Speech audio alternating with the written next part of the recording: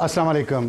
Shanghai cooperation organisation की conference Islamabad में शुरू हो रही है और 4 रोज़ा दौरा भी चीनी वज़ीर-ए-आज़म का इस्लामाबाद में शुरू हो रहा है। और पाकिस्तान तहरीक इंसाफ ने एन उसी दिन 15 अक्टूबर को इस्लामाबाद डी चौक में एहतजाज की कॉल दी है और कहा है कि उनकी मुलाकात इमरान खान से जब तक नहीं करवाई जाती वो अपनी इस एहतजाज की कॉल को वापस नहीं लेंगे। और इसी असला में जो ताज़ा तरीन ख़बर आई है वो ये है कि मौलाना फजलुर रहमान साहब का रब्ता हुआ है फ़ोन पे असद कैसर साहब के साथ और उन्होंने उनसे अपील की है कि आप इस एहतजाज को मौखर कर दें, क्योंकि ना सिर्फ PTI के अंदर से इसके ख़िलाफ़ आवाज़ें उठ रही हैं बल्कि पूरे मुल्क में एक तशवीश है कि PTI ने इसका ऐलान क्यों किया है।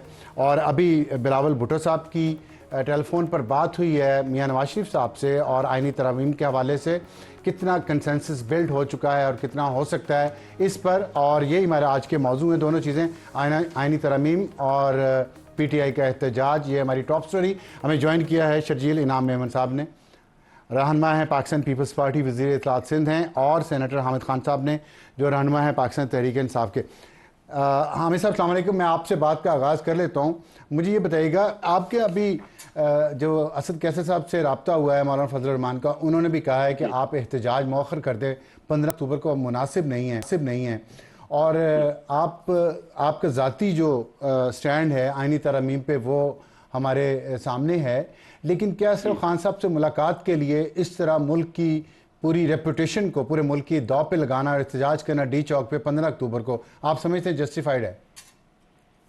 मैं तो इसके हक में नहीं हूँ और मैंने यही कहा है सबको कि नहीं, ये फैसला तो जल्दी में हो गया, अगर कुछ लोगों से तो इस पर नजरसानी करें।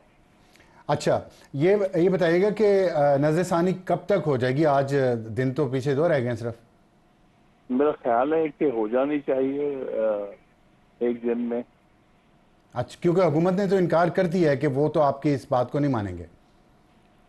नहीं, ये जहाँ तक ताल्लुक है एहतजाज की बात हो रही, बाकी उनसे हम कोई एक्सपेक्ट ही नहीं करते इस बात मानने वाले। अच्छा, क्योंकि ये बात में बिल्कुल ठोस बात है कि चूंकि बाहर से हमारे लोग आए हैं SCO में, तो इसलिए शायद मुनासिब ना हो 15 तारीख को एहतजाज करना उस जगह जहाँ पर हमारे मेहमान होंगे दूसरे ममालिक से। अच्छा, आइनी तरमीम पे PTI सख्त मुखालफत कर रही है और कह रही है कि हम आज़ाद अदलिया को डिफेंड करने के लिए कर रहे हैं। आपका एक बहुत अहम रोल रहा है आज़ाद अदलिया के जो बारे में जो तहरीक चलती रही है।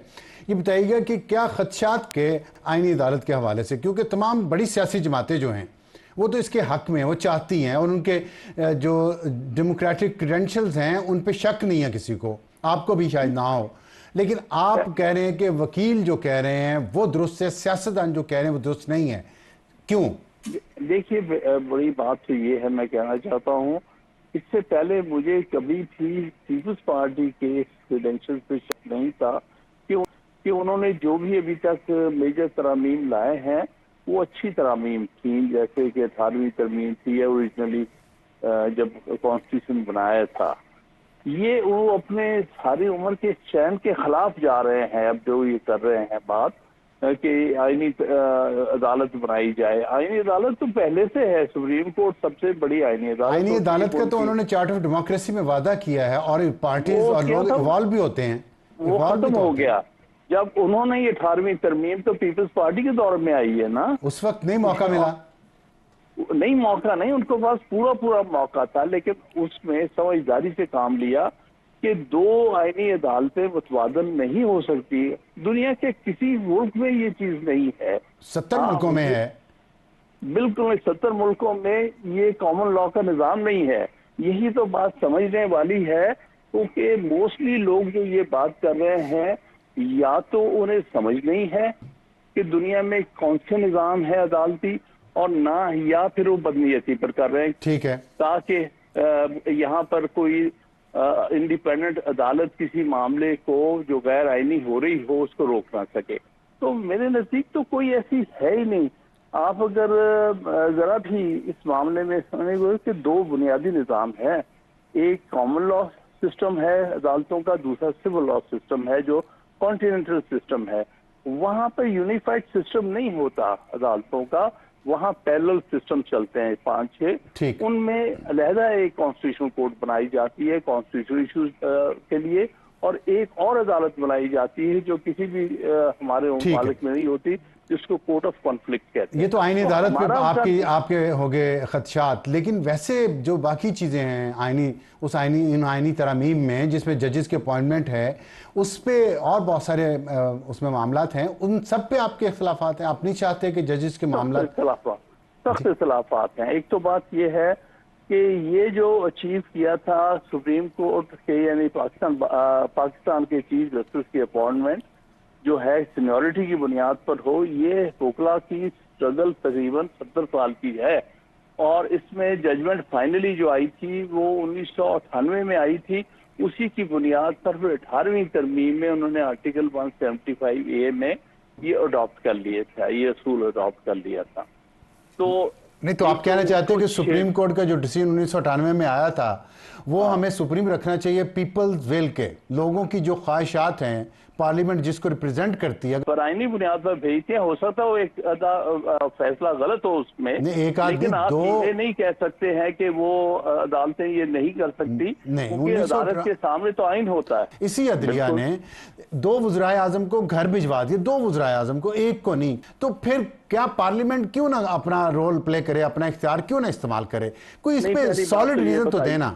नहीं, आप देखिए ना, आप मफरूज़े जिन पर चल रहे हैं वो मफरूज़े दुरुस्त नहीं। एक तो बात ये कि 98 के बाद जब ये मिलिट्री हुकूमत लगी तो उन्होंने आज़ाद जजेस सब निकाल के बाहर कर दिए थे इसमें मुशर्रफ ने। आपके सामने है कि उस वक्त के चीफ जस्टिस और उसके साथ 5-6 जजेस आदि सुप्रीम कोर्ट उन्होंने बाहर कर दी थी। ठीक है, लिहाजा वो जजमेंट हरगिज रिप्रेजेंट नहीं करती अदलिया। उन्हीं की बहाली के लिए फिर आप और हम कोशिश करके तहरीक चलाते रहे।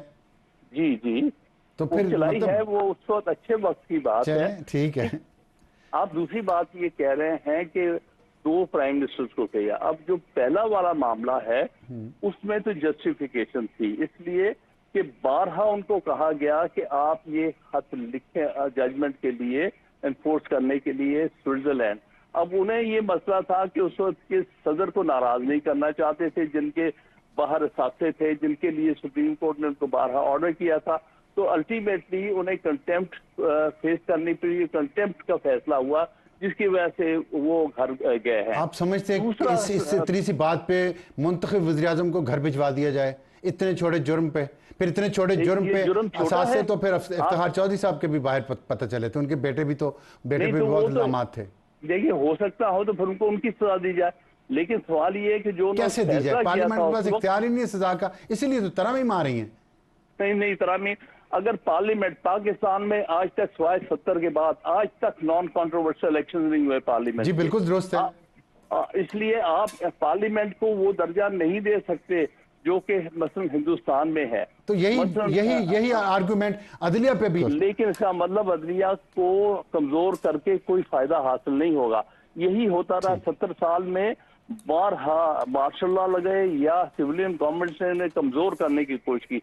आज भी जो कुछ कर रहे हैं ये, इसका मकसद सिर्फ अदालतों को कमजोर करना।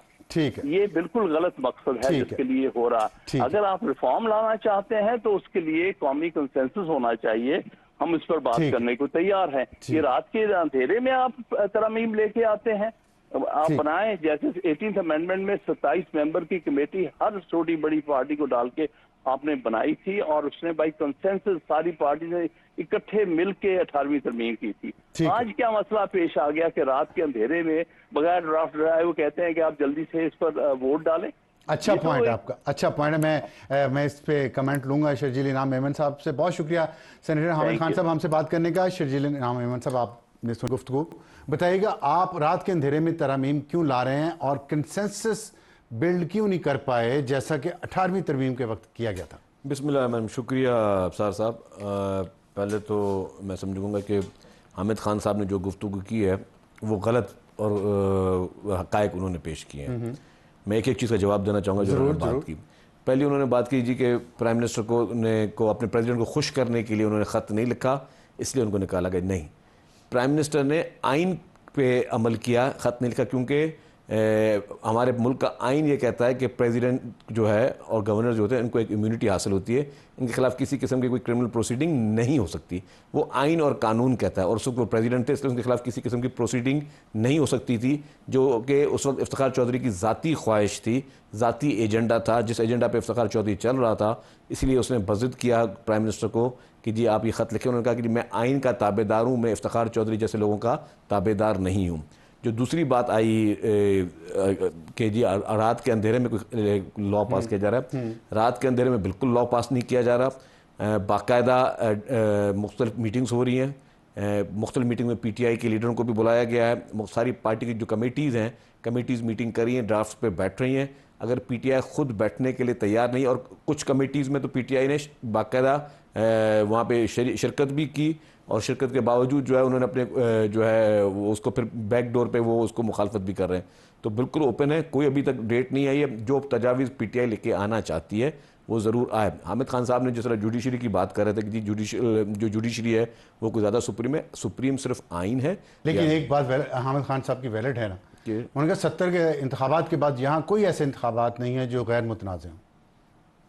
देखिए जी, वो इंतखाबात कराना इलेक्शन कमीशन का काम है, और हमेशा गलत और गैर मुतनाज़े जो इलेक्शंस हुए हैं उसको इंडोर्स भी जो है वो साकिब निसार जैसे जजेस किए। उनका पॉइंट ये है कि पार्लियामेंट की उतनी लेजिटिमेसी नहीं है कि इतनी बड़ी तरमीम कर सके जो अभी आ रही हैं। देखिए जी, बिल्कुल पार्लियामेंट की लेजिटिमेसी है। 2018 का जो एक इलेक्शन हुआ था जिसमें हामिद खान साहब जिस पार्टी को रिप्रेजेंट कर रहे हैं, हामिद खान साहब पहले हलफ लेकर बोले कि 2018 के इलेक्शन जो थे क्या वो फेयर थे, क्या जिस पार्टी को आज हामिद खान साहब जैसे एक अच्छे लॉयर जिसमें बैठे हुए, पहले तो उनको उस पार्टी में बैठना भी नहीं चाहिए कि जो पार्टी जो है एक बैकडोर से इक़्तिदार में आई, RTS बैठा के इक़्तिदार में आई, लोगों के मेंबरान की ख़रीदो फरोख्त करके इक़्तिदार में आई, जहाज़ भर भर के मेंबरान की जो है वफादारियाँ तब्दील करके इक़्तिदार में आई, और वो जो इलेक्शन जो सबको पता है कि वो लेजिटिमाइज नहीं थे। उस वक्त एक सुप्रीम कोर्ट के चीफ जस्टिस साकिब निसार साहब ने, आप अभी गूगल कर लें आपको पूरी रिपोर्ट मिल जाएगी, उन्होंने कहा कि जी अब मजीद इलेक्शन पिटिशन ही दाखिल नहीं करने दी। उन्होंने कहा कि जितनी इलेक्शन पिटिशन हो गई, इलेक्शन हो गया, अब आगे चले, कोई इलेक्शन पिटिशन भी दाखिल नहीं होगी। इस हद तक डिक्टेटर का जो है वो दिमाग था साकिब निसार का। वो बोलेंगे जी कि जुडिशरी जो है वो आइन पे चलती है, कौन से मुल्क में कानून में जो है वो जुडिशरी वो डैम्स बनाती है, कौन से मुल्क में जो जुडिशरी जो है बैठकर कि वो इमरान खान जैसे लोगों को सादिक और अमीन जैसे लकब देती है, कौन से मुल्क की जो है जुडिशरी बैठकर जो है उनके बन्नी गाला के घरों को जो है रेगुलराइज कर रही होती है, कौन से मुल्क में जुडिशरी जो है वो वज़ीर आज़मों को सजाए मौत दे रही होती है, कौन से मुल्क की जुडिशरी जो है वो चंद एजेंडाज पर चलते हुए और ज़ाती एजेंडा पर चलते हुए कुछ पॉलिटिकल पार्टीज को प्रोमोट कर रही होती है। ये बातें जो आप जितनी कर रहे हैं सारी मैं समझता हूँ कि शायद ठीक हों, जो आप करने जा रहे हैं उससे ये नहीं होगा कि जुडिशरी एग्जेक्टिव के अंगूठे के नीचे आ जाएगी। बिल्कुल नहीं आएगी जी। मैं आपको एक मिसाल देता हूँ, सर्विसेज ट्रिब्यूनल बने हुए हैं, सर्विसेज ट्रिब्यूनल का एक रोल है। ठीक, हमारे पास मैं सूबे सिंध को रिप्रेजेंट कर रहा हूँ, हमारे पास किसी को आज पोस्टिंग से हटा दें तो वो हाई कोर्ट में चला जाता है, हाई कोर्ट उसको स्टे दे देती है। और आप बोले कि बाय बुक चले, बाय बुक में कहाँ डैम्स बनाती है? ये कौन सी जुडिशरी है जो डैम्स बनाती है? मुझे पूरे दुनिया में कोई मिसाल दे दें कि जुडिशरी जो डैम्स बनाती है, जिसपे तमाम पॉलिटिकल पार्टीज को और जो समझदार जमहूरी पार्टियों का एतराज है कि जुडिशरी अपना काम करे और पॉलिटिकल पार्टीज और आइन जो पार्लियामेंट है वो अपना काम करे। पार्लियामेंट का काम पार्लियामेंट ने करना है, आइन बनाना, आइन को में अमेंडमेंट करना, ये पॉलिटिकल पार्टीज का काम है। जुडिशरी का ये काम कतन नहीं है कि वो बैठ के गवर्नमेंट और गवर्न करना शुरू कर दें। इसी तरीके से इफ्तिखार चौधरी ने रिक्वेडिक का जो फैसला किया था, मुल्क को कितने अरब डॉलर का नुकसान हुआ था, वो तो गवर्नमेंट ने उस वक्त बैठ कर एक हमारे दोस्त ममालिक से वो रिक्वेस्ट करके उसकी जान छुड़ाई, वरना वो तो आपको इंटरनेशनल कोर्ट्स पे पेनल्टी लग चुकी थी। वो बिलियंस ऑफ डॉलर्स को इफ्तिखार चौधरी अपने घर से भरता। इस तरीके से साकिब निसार की हिस्ट्रियाँ जो हैं वो किसी से छुपी हुई है। जिस तरीके से उन्होंने मतलब एग्जीक्यूटिव के काम में उन्होंने जो है वो उसमें कूद पड़े, जो उनके मैंडेट नहीं थे, अपने मैंडेट से अगेंस्ट जो है हमारे अनफॉर्चुनेटली प्रीवियस सारे जजेस ने काम किया है, जो कि उनके आइन में वो रोल ही नहीं था, वो उन्होंने प्ले किया है क्योंकि उन्होंने कोशिश किया कि वो स्टेप इन करें पार्लियामेंट के काम में। एग्जीक्यूटिव का रोल भी तो बेहतर होना चाहिए ना। हुकूमत जो है, पार्लियामेंट्री हुकूमत जो है, उसका रोल भी तो हम देखते हैं कोई इतना काबिल रश्क नहीं है। अभी देखें, आपने जिक्र किया कि उसने साकिब निसार ने पिटीशन सुनना बंद कर दी थी। इसी तरह के इल्ज़ामात और शिकायत अब पीटीआई को हैं। आज कराची में मुजाहरा हो रहा था, आपके वहाँ पुलिस ने उन सबको गिरफ्तार कर लिया, 25-26 लोग थे, करते मुजाहरा तो क्या फ़र्क पड़ता। तो ये आपकी तरफ जो हाई हैंडेडनेस है उसका मैं बता दूँ जो कराची, और ये जी मैं कराची के मुजाहरे को डिस्कस करें उसको मैं बिल्कुल आपको उसकी जस्टिफिकेशन दूंगा। कराची में जो मुजाहरा किस लिए हो रहा है, ठीक है, और उस पर फिर एक और जो उसके एक और जिस वजह से हो रहा है, उधर से भी कुछ मजहबी जमातों ने भी जो है कोई कॉल दी हुई थी। हम नहीं चाहते कोई क्लैश सड़कों पे हो, और खुदा ना खास्ता ये एक बहुत सीरियस और सेंसिटिव मैटर था जिस पे हम नहीं चाहते थे कि खुदा ना खास्ता सड़कों पे कोई खून खराबा हो या कोई इस तरह की चीज़ हो। वो बहुत एक सेंसिटिव इशू है। लेकिन जहाँ तक आप एग्जीक्यूटिव की बात करें, अगर कोई हुकूमत काम नहीं कर रही तो उसके लिए उसको अकाउंटेबल करने के लिए पब्लिक भी है, पार्लियामेंट भी, वो सारी चीज़ें हैं। लेकिन किसी भी सूरत में अदालत का ये काम नहीं बनता कि अदालत जो है वो एग्जीक्यूटिव के काम करे या गवर्नमेंटों को बैठ के डायरेक्शंस दे कि आप इस तरह काम करो, आप इस तरह काम, वो उनका काम ही नहीं है। ये बात ठीक है। अच्छा, आईनी तरमीम पे आप नंबर्स पूरे कर लेंगे। पीपल्स पार्टी लीड कर रही है बिलावल भुट्टो खास तौर पे, और ये बड़ा हैरान कुन है कि एक निस्बतन यंग हैं सबसे वो, और वो इस चीज़ को लीड कर रहे हैं बजाय सीनियर सियासतदानों के। तो नंबर्स पूरे कर लेंगे आप? चैलेंज है इसमें दो चीज़ें। चार्टर ऑफ डेमोक्रेसी में मोहतरमा बेनज़ीर भुट्टो शहीद ने और मियां मोहम्मद नवाज शरीफ साहब ने ये एक मुआहदा किया था कि जिसमें ये कहा था कि हम आईनी तरमीम ले आएंगे और हम उसमें जो है कॉन्स्टिट्यूशनल कोर्ट्स बनाएंगे ताकि ताकि हर आदमी अपना काम कर सके। जहाँ तक अभी 2024 का जो मैनिफेस्टो था पाकिस्तान पीपल्स पार्टी का, वाहिद मुल्की पॉलिटिकल पार्टी थी जिसने अपने मैनिफेस्टो में भी लिखा कि हम कॉन्स्टिट्यूशनल कोर्ट्स बनाएंगे। हम अपने मैनिफेस्टो पे चल रहे हैं, और उस वक्त हमें 2024 का जब मैनिफेस्टो पीपल्स पार्टी ने बनाया था तब हमें पता नहीं था कि मुल्क में कोई ये हालात आने वाले हैं, और हमने कोई एडवांस में कोई उसको स्मेल करके हमने इस चीज़ को किया था। तो हम लोग ये हमारा एक पार्टी के एजेंडा में इसको था। जहाँ तक बात नंबर्स की है, आज भी मैं आपको बताऊँ, चेयरमैन पाकिस्तान पीपल्स पार्टी ये चाहते हैं कि तमाम पॉलिटिकल पार्टीज से डायलॉग हो, और वो डायलॉग के ज़रिए ये कंसेंसस के साथ ही अमेंडमेंट पास हो। नंबर्स अभी भी मैं आपको बताऊं, नंबर्स पूरे हैं मौलाना के बगैर। बस मैं ज़्यादा नहीं तफसील बोला मैंने, नहीं मतलब इसमें कौन सी राज नहीं मैं मकसद था कि काफ़ी लोग जो हैं वो वॉलंटियर जेयूआई के बगैर नंबर्स पूरे हैं। नहीं, मैं ये कहना चाह रहा हूं कि बस मैं ज़्यादा नहीं कोई ब्रेकिंग न्यूज़ देना चाह रहा आपको, लेकिन मैं ब्रेकिंग न्यूज़ नहीं कहूँगा, ये ब्रेकिंग न्यूज़ नहीं है, लेकिन शर्जील साहब फरमा रहे हैं कि नंबर्स पूरे हैं। मैंने पूछा मौलाना के बगैर भी, उन्होंने कहा मैं इस पर नहीं बोलूँगा। अच्छा, लेकिन उसके बावजूद पीपल्स पार्टी ये चाहती है कि सारी पॉलिटिकल पार्टीज ठीक है वो इसका हिस्सा बने। हम चाहते हैं कि मौलाना फजलुर रहमान साहब हमारे लिए काबिल एहतराम है, वो भी इसका हिस्सा बने। हम चाहते हैं कि पीटीआई जो है वो भी इसका हिस्सा बने, अपनी अमेंडमेंट्स लाएं, भागे नहीं उस प्रोसेस में लाएं। आप वहाँ पे हो सकता है असेंबली के फ्लोर पे कोई इतनी अच्छी अमेंडमेंट बता दें जो कि सब उसको कबूल। एक तो मैं समझता हूँ कि अगेन एक इल्ज़ाम तराशी की बात, नंबर कैसे पूरे होंगे? देखिए लोग वॉलंटियर वोट देते हैं ना, इसमें आप किसी को मना तो नहीं कर सकते। वॉलंटियर वही है ना, एक आइन की कोई नाम रजाकार क्यों बनते हैं? नहीं, वो जरूरी नहीं है। डिपेंड करता है कि आप किस चीज़ पे रजाकार बन रहे हैं। किसी को वज़ीर आज़म बनाने के लिए आप रजाकार बन रहे हैं, कोई वोट ऑफ नो कॉन्फिडेंस है, तो फिर तो समझ में आता है कोई हो। लेकिन अगर कोई चीज़ अच्छी हो रही है तो हर आदमी अपना एक इज़हार आज़ादी, इसको वोट देने का इख्तियार है। अगर अच्छी हो रही है तो एमक्यूएम जो आपके सूबे की जमात है वो तो आपके साथ अभी आ नहीं रही। उन्होंने कहा जी कि हमारे पहले यहाँ पे कोटा सिस्टम तब्दील किया जाए और बल्दियाती इदारों को बाख्तियार बनाया जाए। कुछ डिमांड्स जो हमेशा हर मौके पर रहती हैं, एमक्यूएम उन डिमांड्स को रिपीट करे। लेकिन एमक्यूएम ने इस वक्त आईनी तरमीम पे कोई एतराज़ नहीं उठाया कि जी ये तरमीम नहीं होनी चाहिए। ठीक है, लेकिन कह रहे सपोर्ट हम तब करेंगे इंशाअल्लाह एमक्यूएम भी सपोर्ट करेगी, क्योंकि उनको पता है कि ये एक वक्त की बहुत ज़्यादा ज़रूरत है। वहाँ उनके अगर पॉलिटिकल उनके एजेंडा में या उनके अपने मैनिफेस्टो में कुछ डिमांड्स हैं तो वो एमक्यूएम का इख्तियार है कि वो हर बार उस डिमांड्स को रेज करें। हर बार पूरी कर ही दें ना, कभी वो हर बार रेज करते हैं और रेज करके वोट दे देते हैं, डिमांड वहीं पड़ी रह जाती है। जिस डिमांड को हम समझते हैं जायज़ है वो हम पूरी करते हैं, जिस डिमांड को समझते हैं कि उनके पॉलिटिकल एजेंडा हो। कोटा सिस्टम को खत्म करना जायज़ नहीं है। देखिए जी, वो एक सेपरेट डिबेट है। कोटा सिस्टम क्यों राइज हुआ है, कोटा सिस्टम की क्या वजूहत हैं, और उसके लिए उन एरियाज़ की एक अलग बहस है कि जो हमारे वो इस तरह के एरियाज़ हैं जहाँ पे वो एग्जैक्टली वो उनको 50 साल हो गए अब तो वो सहूलियात नहीं मिल सकती डेफिनेटली।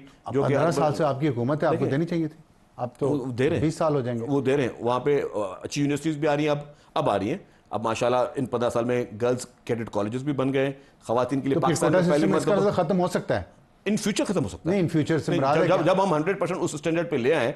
अगर 100% स्टैंडर्ड क्या है? 100% स्टैंडर्ड ये है कि जी अगर शहरी इलाकों में सहूलियात डेफिनेटली ज़्यादा होती हैं, अर्बन एरियाज में जो है वो यूनिवर्सिटी आप बना रहे हैं, हॉस्पिटल आप बना रहे हैं, सड़कें आप बना रहे हैं, सब कुछ बना रहे हैं, तो फिर बराबरी तो हो गई ना। जब और मजीद बेहतर हो जाएंगे तो हम उसमें भी जब वक्त पे जब उसको बैलेंस करके ले आएंगे, अब साथ साथ हम तो ले आएंगे जब हम देखेंगे जितनी यही तो एमक्यूएम का एतराज है नहीं, एमक्यूएम का एतराज गलत कि है। आप इसको स्ट्रेच किए जा रहे हैं। नहीं, स्ट्रेच नहीं, एमक्यूएम का एतराज बिल्कुल गलत है क्योंकि हमारा और लोग जो शहरों में भी रहते हैं वो भी डोमिसाइल बनवाते हैं गांव का, नहीं, और वो जॉब ले लेते हैं। नहीं, ये भी गलत है। जो शहरों में रहते हैं वो अपना डोमिसाइल इसलिए नहीं चेंज करता और उनको उनके अपना हिस्सा है जो उनका वो हिस्सा उनको मिलता है। जो रूरल एरियाज हैं जहाँ पे वो फैसिलिटीज नहीं है, क्योंकि देखिए रूरल एरिया की डेफिनेशन क्या है, रूरल एरिया किसी तहसील का नाम नहीं है, स्केटर्ड है। अब अगर मैं थरपारकर की बात करूं, थरपारकर एक बहुत सिंध का सबसे बड़ा जिला है। रखी थी की मैं अर्ज कर रहा हूं, लेकिन फिर देखें ना आप 20वां साल भी, ये चौथा आपका टेन्योर है बगैर ब्रेक के। बिलावल भुट्टो इसको लीड कर रहे हैं, इस आईनी तरमीम के सारे प्रोसेस को कामयाब हो गए, तो आप समझते हैं वो पाकिस्तान के वज़ीर आज़म बनने के लिए एक बहुत इम्पोर्टेंट कैंडिडेट होंगे इसी असम्बली से या अगली से? देखिए जी, मैं इस असम्बली की बात तो नहीं कर सकता, और बात यह कि इस वक्त पाकिस्तान में जितनी भी लीडरशिप है मैं समझता हूँ कि पढ़े लिखे नौजवान एंड क्यों हमारी पॉपुलेशन नौजवानों की है, नौजवानों को मसाइल को सबसे ज़्यादा बेहतर समझते हैं, और एक अच्छी पॉलिटिकल पार्टी जिसकी लेगेसी जो है, जिसने शहादतें दी हैं और आइन के लिए कुर्बानी दी। पाकिस्तान में कोई भी ऐसी पार्टी नहीं है, कोई भी पॉलिटिकल पार्टी, मैं ओपन बात कर रहा हूँ, जिसकी पूरी की पूरी लीडरशिप ने इस मुल्क में जमहूरियत के लिए, आइन के लिए अपनी कुर्बानी दी हो। और पाकिस्तान में ऐसी कोई भी पॉलिटिकल पार्टी नहीं जिसने सबसे ज़्यादा आइन को बालादस्ती करने के लिए और आइन को बनाने में अपना रोल प्ले किया हो। चाहे शहीद जुल्फ़िकार अली भुट्टो साहब का 73 का आइन हो, चाहे जो है मोहतरम आसिफ अली ज़रदारी साहब की 18th अमेंडमेंट हो, जिसमें उसने सूबाई खुद मुख्तारी दी लोगों को, जिसमें उन्होंने लोगों को KPK का मसला हल किया, जो कि सरहद सूबे से हमेशा उनके मसले चल रहे होते थे, उनको अपनी शनाख्त दी। चाहे उन्होंने मुख्तलिफ हर एक इशू पे आइन को उन्होंने पार्लियामेंट को मजबूत किया। अपने 58(2)B के जो उनके इख्तियारात थे, अपने इख्तियारात अगर किसी ने पार्लियामेंट को इस मुल्क में दिए हैं तो वो मोहतरम आसिफ अली ज़रदारी साहब ने दिए। इससे पहले आप देखें कि अब जुडिशरी में बैठ के भी कोई चीफ जस्टिस बोलता है जी मैं मुल्क चलाऊं, लेकिन जिसके पास पावर है मुल्क में चलाने का, उसने अपने पावर पार्लियामेंट को दिए। तो ये आईनी इस्लाहात जो पाकिस्तान पीपल्स पार्टी ने दी हैं, या जमहूरियत के लिए जो कुर्बानियां पाकिस्तान पीपल्स पार्टी ने दी, अच्छी बात है, वो किसी और पार्टी ने नहीं दी। आपने अच्छी बात ये की है कि 3 जनरेशन्स का आपने हिसाब दिया है आइन के हवाले से। जुल्फ़िकार अली भुट्टो ने आइन बनाया, आसिफ अली ज़रदारी ने 18वीं तरमीम को लीड किया, और अब बिलावल भुट्टो ज़रदारी 26वीं तरमीम को लीड कर रहे हैं। देखते हैं कि कब हो पाती है। और एक बात इसमें जाने से पहले ये कहना चाहूँगा कि अगर इस पार्लियामेंट की लेजिटिमेसी नहीं है और 1970 के बाद तमाम इलेक्शंस मुतनाज़े रहे हैं, तो इस दौरान इस आइन में जो 25 तरामीम हो चुकी हैं वो तो मुतनाज़े नहीं है। तो मेरा ख्याल है कि आगे बढ़ना चाहिए, और आगे हम बढ़ेंगे। हमारा हॉट इशू है ब्रेक के बाद, जो है SCO पे और इसके पाकिस्तान की सियासत पे और पाकिस्तान के जो स्टैंडिंग है इंटरनेशनल कम्युनिटी पे, उस पर क्या असरात होंगे, एक छोटे से ब्रेक के बाद। और वक्त है हमारे हॉट इशू का। आज हम बात करेंगे PTI की सियासत और शंघाई कोऑपरेशन ऑर्गेनाइजेशन की जो समिट हो रही है इस्लामाबाद में। बहुत सालों बाद पाकिस्तान में एक ऐसा इज्तिमा हो रहा है जिसमें बहुत सारे वज़ीर आज़म दूसरे मुल्कों से आएंगे, रूस के भी, चीन के भी, और भारत से उनके वज़ीर ख़ारजा यहाँ पे तशरीफ़ ला रहे हैं, जयशंकर, और जो पहले भी पाकिस्तान आ चुके हैं। उस वक्त सेक्रेटरी ख़ारजा थे 2015 में, जब सुषमा स्वराज जो वज़ीर ख़ारजा थी उस वक्त वो तशरीफ़ लाई थी। और इस पर हम बात करेंगे। मैं ज्वाइन किया हुसैन हक्कानी साहब ने, जो साबिक पाकिस्तानी सफ़ीर हैं बराए अमेरिका और बॉस्टन यूनिवर्सिटी में प्रोफेसर रह चुके हैं। इस वक्त वो डिप्लोमेट इन रेजिडेंस हैं Anwar Gargash diplomatic academy Abu Dhabi में, और सीनियर फेलो हैं हडसन इंस्टीट्यूट वाशिंगटन DC। बहुत पढ़े लिखे डिप्लोमेट हैं, और अब तो दुनिया के डिप्लोमेट्स को वो ट्रेनिंग भी दे रहे हैं डिप्लोमेसी की। उन पे बात करेंगे कि ये अहमियत क्या है इस कॉन्फ्रेंस की पाकिस्तान के लिए और रीजन के लिए, और फिर जो जयशंकर इसमें तशरीफ़ ला रहे हैं उसके बारे में। हालांकि ये कहा गया है, पाकिस्तान के नायब वज़ीर आज़म और वज़ीर ख़ारजा इसहाक़ डार ने ये कहा है कि इसमें पाकिस्तान और इंडिया के बायलैटरल इश्यूज़ डिस्कस नहीं होंगे। लेकिन हम ये देख रहे हैं कि PTI ने इसी वक्त एहतजाज का ऐलान किया है D चौक इस्लामाबाद में, और उस पर उनकी क्या राय। हुसैन हक्कानी साहब ने उस पर आज एक मजमून भी लिखा है इंडियन एक्सप्रेस में। हुसैन हक्कानी साहब, अस्सलाम वालेकुम। वालेकुम अस्सलाम। बहुत शुक्रिया आप तशरीफ़ लाए। इतनी दरख्वास्तों के बाद देर आए दुरुस्त आए तो हम रेड कारपेट रोल करते अगर आप यहाँ पे होते, लेकिन चलें ज़ुबानी रेड कारपेट हम रोल कर देते हैं। ये बताइएगा आपने आज जो मजमून लिखा है उसकी बैकग्राउंड में पीटीआई की जो पॉलिटिक्स है इस वक्त के 15 अक्टूबर को उन्होंने एहतजाज करना है एससीओ की जो समिट हो रही है उसके दौरान डी चौक में, कैसे देखते हैं आप इसको? पहली बात तो यह है कि पीटीआई की जो ओवरऑल सियासत है वो बगैर किसी हिकमत अमली के चल रही है। ऐसा लगता है कि खान साहब गुस्से में हैं और खान साहब से इश्क करने वाले खान साहब के गुस्से को अमल में लाने की कोशिश करते रहते हैं और उनका जी खुश करते रहते हैं। कोई उनसे सवाल करे कि जब कोई इंसान एहतजाज करता है तो उसमें कोई हिकमत होती है कि अच्छा मैं ये दबाव डालूंगा इसके नतीजे में ये नतीजा निकलेगा, फिर मैं ये दबाव डालूंगा इसके नतीजे में ये नतीजा निकलेगा। तो आपने मेरे जिस मजमून का हवाला दिया उसमें भी मैंने यही कहा है कि इन्होंने एक बिल्कुल ऐसी कैफियत बना ली है कि इनके जो बिल्कुल जज्बाती नौजवान हैं वो आए, थोड़ा हल्ला गुल्ला करें, शोर करें, उसके बाद चले जाएं। हत्ता कि उनका जो वजीर आला है वो भी एक सरकारी वसाइल से गाड़ियां ला के जुलूस लेके आ जाए और उसके बाद को थोड़ा हंगामा मचवा के वीडियोज ऐसी बना करके जो टिकटॉक पे चल सकें और यूट्यूब पे चल सकें और ट्विटर और इंस्टाग्राम पे चल सकें, उसके बाद सब घर चले जाते हैं। तो इसके नतीजे में कोई तब्दीली नहीं आनी, पहली बात तो यह है।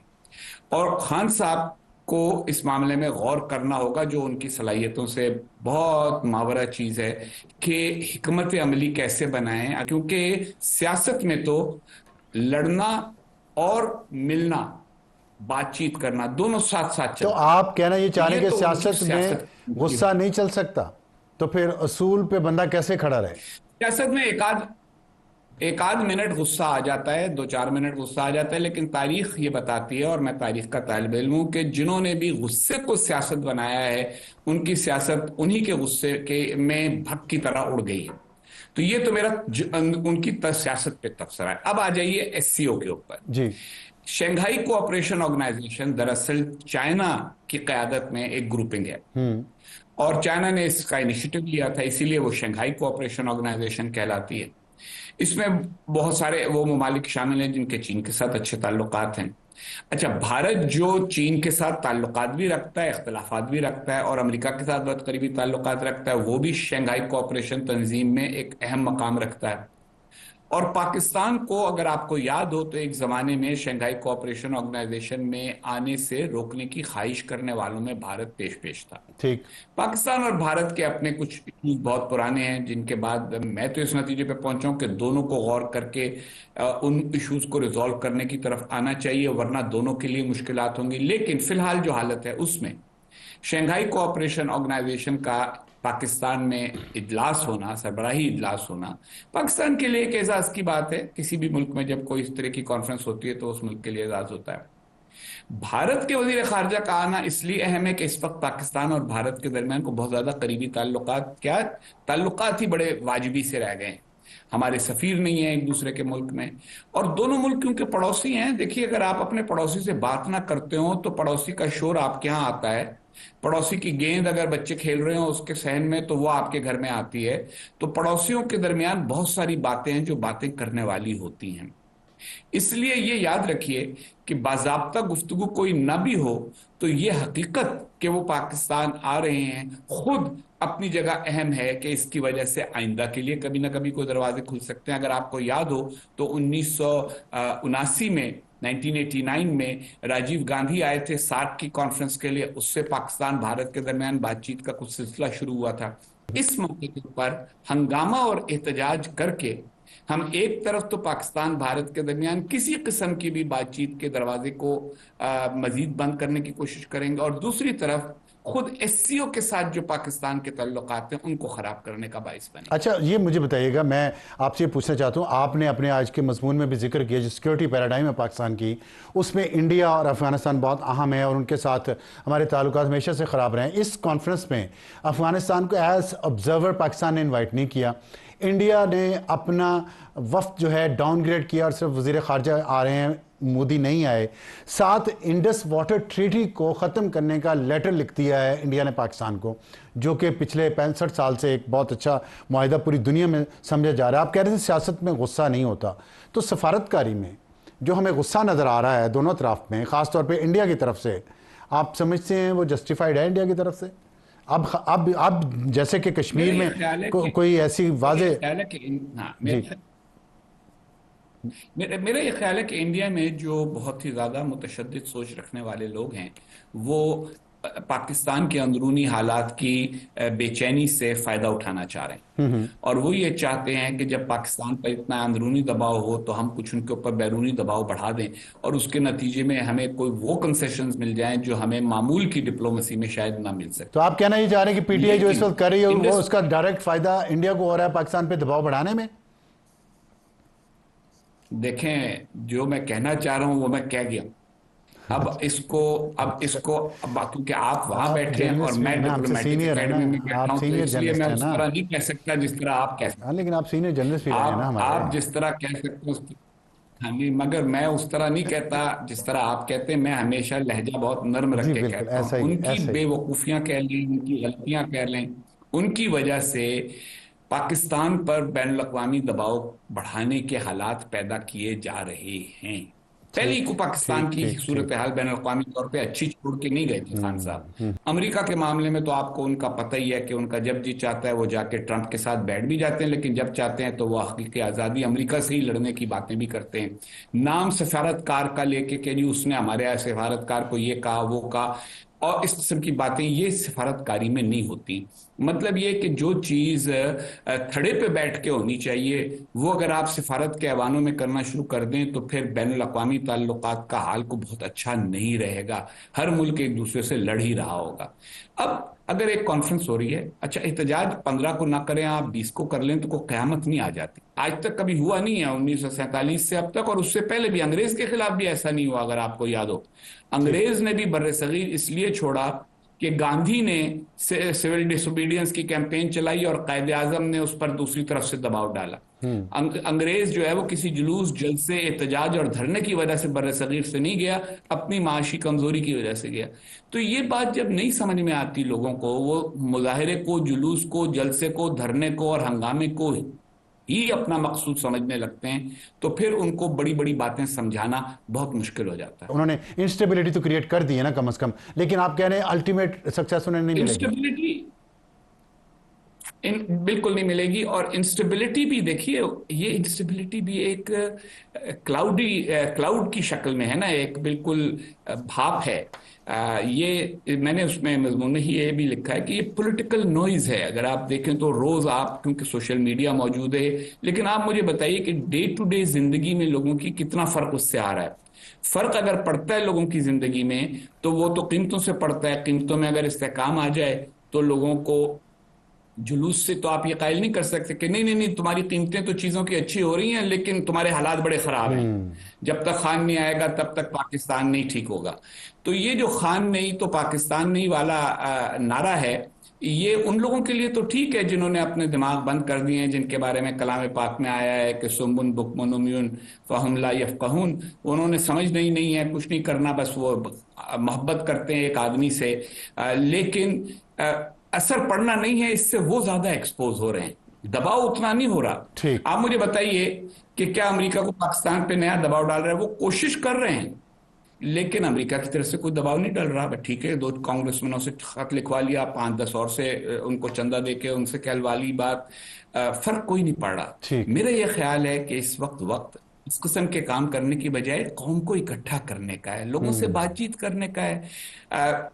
पीपल्स पार्टी और मुस्लिम लीग के दरमियान हो गया था जो मिसाक़े जमहूरियत, उसमें पीटीआई भी शामिल हो जाए और कहे कि भाई हम भी मिसाक़े जमहूरियत के पाबंद हैं, मुल्क आगे बढ़ जाएगा, गाड़ी आगे चल जाएगी। और उसके नतीजे में कहें कि खान साहब को रिहा कर दो, मुकदमात खत्म कर दो और एक बैलेंस कायम कर लो और हम पार्लियामेंट में आके बात करेंगे। और खान साहब अपनी खिताबत के जौहर जो कंटेनरों पर चढ़ के दिखाते थे वो पार्लियामेंट में दिखाने शुरू कर दें। ठीक, बहुत शुक्रिया हुसैन हक्कानी साहब हमसे बात करने का। और मशवरा यही है कि मुफाहमत सियासत में बहुत ज़रूरी होती है आगे बढ़ने के लिए, और पीटीआई की सियासत इस वक्त जो है एससीओ के समट के तनाजुर में वो यही है कि इंटरनेशनल प्रेशर पाकिस्तान पर डलवाया जाए और पाकिस्तान की मईशत को है वो स्टेबिलिटी ना मिलने पाए। वक्त तो एक ब्रेक के बाद वापस आएंगे तो हमारा एडिटोरियल है पाकिस्तान क्रिकेट में एक बार फिर लेपा पोती का सीज़न शुरू। छोटे से ब्रेक के बाद और वक्त हुआ है अब हमारे एडिटोरियल का। बड़ी दिलचस्प किस्म की सिचुएशन है क्रिकेट के बारे में आज हम बात करना चाह रहे हैं और कहते हैं कि पाकिस्तान क्रिकेट 1 मिनट डाउन और next minute under the ground. Issue ये है कि शायद पाकिस्तान क्रिकेट को भी हम पाकिस्तान ही की तरह डील करें। एक तो हमारा सारा फोकस सिर्फ क्रिकेट पे है, पूरी स्पोर्ट्स पे और किसी जानिब तवज्जो नहीं दी जा रही और हर एक की ख्वाहिश होती है कि वो पीसीबी का चेयरमैन बन जाए।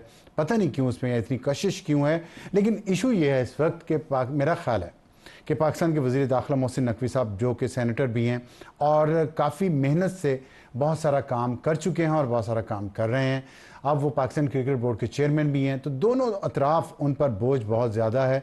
और मेरा ख्याल है कि उनका अगर कोई मुखलिस दोस्त उन्हें मुखलिस मशवरा दे तो उन्हें चाहिए कि कम से कम एक ज़िम्मेदारी से वो किनारा कश हो जाए ताकि वो दूसरी ज़िम्मेदारी पर पूरी तरह फोकस कर सकें। वजह उसकी ये है कि देखें SCO और क्रिकेट का आपस में क्या ताल्लुक़ है आप सोचेंगे, लेकिन मैं आपको ताल्लुक़ बताता हूँ। इस्लामाबाद में SCO हो रही है, शंघाई कोऑपरेशन ऑर्गेनाइजेशन की कॉन्फ्रेंस।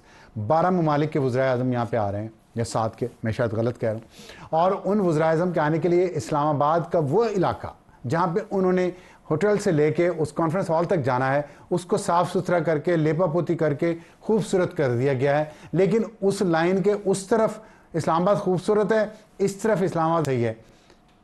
जैसा पहले था वैसा ही गंदा, वैसा ही मैला, वैसा ही कूड़ा करकट भरा हुआ, वैसे ही गंदी ट्रैफिक और वैसे ही बगैर लाइनों के सड़कें। अब इशू ये है क्रिकेट के साथ भी यही हुआ क्या कि परसों पाकिस्तान मैच हारा इंग्लैंड से और 7वां टेस्ट था जो मुसलसल पाकिस्तान हारा और उस टेस्ट मैच के हारते ही फौरी एक्शन लिया गया, लेपापोती की गई जैसे इस्लामाबाद के छोटे से एरिया में की गई है। कमेटी को बदल दिया गया और कमेटी में मजीद नाम शामिल कर दिए गए हैं अजहर अली, आकिब जावेद और साबिक अंपायर अलीम डार के। और फौरी तौर पर बाबर, रिजवान, शाहीन शाह और नसीब शाह और सरफराज अहमद इनको निकाल दिया गया है टीम से। सॉरी, रिजवान को नहीं निकाला गया लेकिन बाकी चारों को टीम से ड्रॉप कर दिया गया है। तो फौरी तौर पर एक्शन हुआ और फौरी तौर पर अमल हुआ। लेकिन हम देखते हैं कि हर शिकस्त के बाद ऐसा एक्शन फौरी तौर पर होता है। सिलेक्शन कमेटी का हेड अभी तक अनाउंस नहीं किया गया और जब अनाउंस होगा तो ये 2021 से लेकर आज तक 26वां सिलेक्शन कमीशन का हेड होगा। तो आप सोच लें कि ऊपर लेपापोती फटाफट कर दी गई, फटाफट एक्शन हो गया, टेस्ट मैच हार गए, हर हार के बाद फटाफट एक्शन होता है और फटाफट ही अगली हार सामने आ जाती है। तो मेरा ख्याल है कि क्रिकेट टीम को पाकिस्तान को क्रिकेट टीम की तरह ही ना चलाया जाए। दोनों तरफ हमें लॉन्ग टर्म पॉलिसीज़ बनाने की ज़रूरत है। हमें ज़ाती ख्वाहिशात की कुर्बानी दे के, ज़ाती पसंद नापसंद पीछे छोड़ के जो कौमी मफाद में, जो क्रिकेट के मफाद में वो फैसले लेने चाहिए और उतना ही बाइट करना चाहिए जितना हम चू कर सकें। ये मेरा मशवरा है हमारे वज़ीर दाखिला को, जिनके साथ कम से कम मैं तो पुरखलूस हूँ। इजाज़त चाहते हैं। Good night.